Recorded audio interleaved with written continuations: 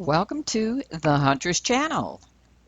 We are going to hunt New Smyrna Beach in Central Florida. Oh my goodness, I should be home doing housework and being responsible, go grocery shopping, cut the yard. You know how it goes, but you know what? I'm going to the beach. And that's the problem. You know, we do everything on beach time, and I have to plan my life around the low tides. So I really shouldn't be here today, but now that we are, oh well, let's have fun. And we'll deal with all the irresponsibility fallout later in the day. I mean, this stuff makes me so happy to hunt that I just don't seem to care much about my life falling in behind, in the rears, you know? I mean, I think of all the things I should be doing and letting go and this and that so I can go hunting. But you know what? Who cares? At my age, really? Doesn't matter. I just want to go chase treasure. And that's what I'm going to do because it makes me happy. And I'll deal with the other responsibilities later. Now look at this beautiful heavy-duty washer. Is that worth my not balancing a checkbook today? Absolutely. Because I'm not out spending money, so it can wait, right? Do it tonight. Do it tomorrow. Don't do it at all. Whatever. This is why I can't go really live audio. I scratch the beach when I swing. And in this case, I'm not because the water's running up. But it's really noisy with me scratching up against the shells. You know, is this a dead guy? Does this guy like wash up on the beach because I'm out there in the early morning? Is this a dead person? This really like spooked me. But if he died, how come his arm's down by his side? So he can't be dead. But let me get out of here because he could be like drugged or overdosed or great. I had to find a target right there and he's like maybe 15 yards from me. Maybe I can be quiet and he won't notice me so I don't scare him and he doesn't scare me because I am already freaked out looking at him face down in the sand motionless. Well, I'm surely somebody had to have walked by him and talked to him, but I'm not doing it. Mind my own business. If he's homeless, he's home, so he's safe, right? Right. That's how I'm going to frame that. That was a shell, by the way. You know, when you see me squatting, it's because I don't have visuals on it, and I have to use that little carrot detector. It's a little baby metal detector to help me zone in on where the object is. Did you notice me doing the look on the side? I'm seeing if the coin is an old silver coin, and it was not. It was not. So I'm just kind of reading the beach. I like that challenge. There is a lot of science behind this sport. And it took me my third year to understand that. So this year is like my fourth year using these high-end machines. And it's been my best year ever. And science definitely is a determining factor. Definitely. So that's the challenge. I don't want to rely on luck is what I'm saying. You know, I can't help what the target is, but science and skill can help me find targets. It's just I have no control over what it turns out to be. So that excites me. And that's the reason, you know, I love life. Because I have so many reasons not to. And as I was saying in the last video, you know, you have to reinvent yourself constantly. Life is a cycle. You have great ups, you have severe downs, and you have in-betweens where it's like, status quo. Almost borderline boredom. Until a high hits or a low hits.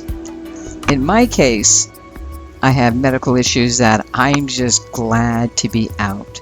And in this case, you see all this red stuff?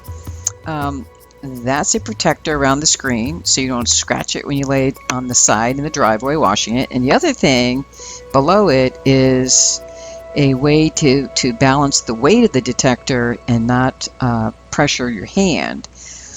But I'm noticing that I think I'm feeling a blister under my thumb. But let's get back to what I'm doing here. Look what I plucked right there. I don't know what this is. It's not a coin. And it didn't come up with like a coin type of a ID. It's got the pendant thing. So I'm really convinced that this thing is a pendant. And it's not until I go home that I know what it is and the history of it. It is made by a company called Longchamp. They've been in business since 1948, designer in leather and out of France. And this is a pull on a zipper on a woman's designer purse.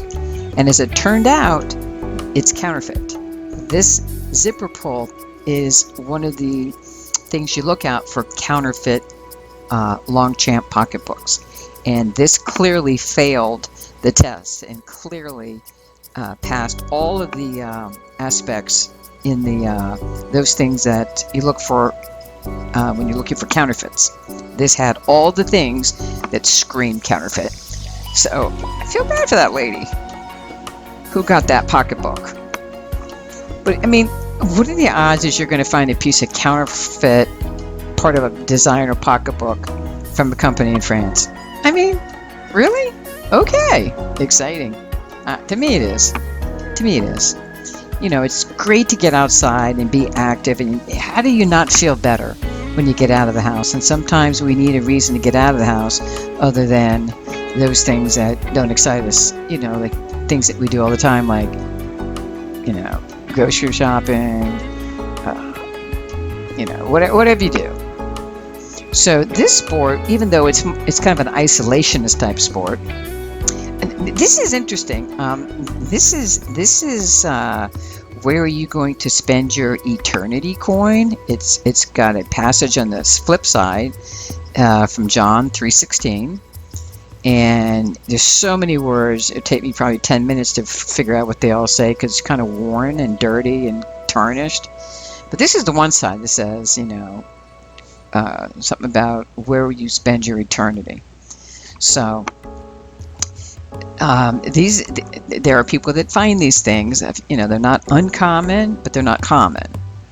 I don't know if it's intentional they get put out there. And wait a minute, intentional. Look here, that was a 6-foot figure, by the way, tits and all. So there's aluminum coins. People have found them. I don't know how they end up on the beach or if they're put there because there are religious people with megaphones before COVID. So it could be.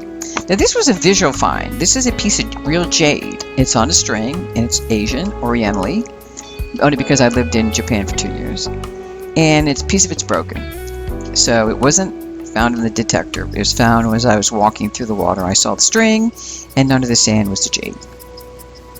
So now I'm back to paying attention to what the machine is saying. So that's what we call a visual find, but it all counts. It all counts. I mean, it all counts.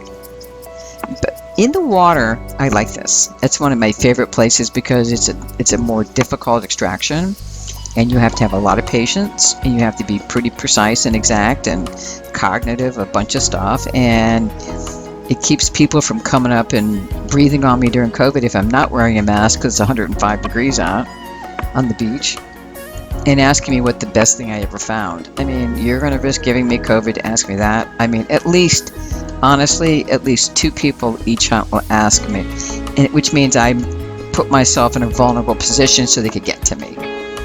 So when I don't want to be bothered, I'll go in the water, and they don't bother me in the water. I mean, really, how do you quantify what's the best thing I ever found? I think the best thing I ever found is whatever I found that I didn't have to pay for. Sunglasses, very common. Junkers, they're going to go in the trash. You can't do anything with them. They rang up 21, which is like a penny, most common with that number, and they just get sanded in, and they tumble and tumble and tumble, and even if you find a really great pair of sunglasses, the lenses are going to be damaged 9 out of 10 times, or maybe 99 out of 100 times, because I did find one pair of Costas, $200, that were wearable without damage. Well, at least not a lot of damage. The scratches, you didn't really see them when you wore them. So, worked for me. It worked for me. So I'm kind of working my way in the water, pounding around, and I got a coin here.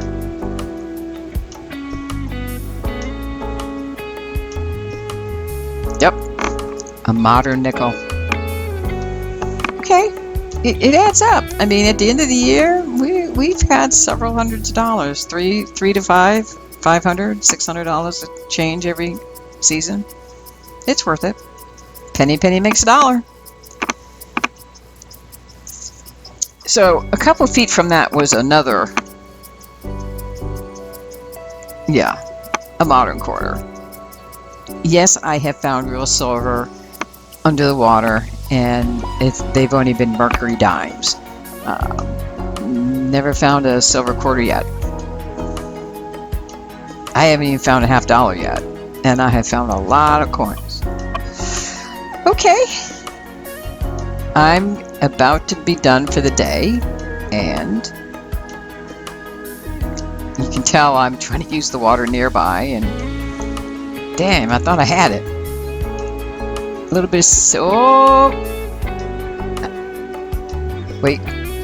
Oh, watch me. I go into stealth mode, really privately examining what's in there, because I don't want somebody saying, "Hey, we lost a ring like 10 minutes ago," which I would give it back to them if they could describe it.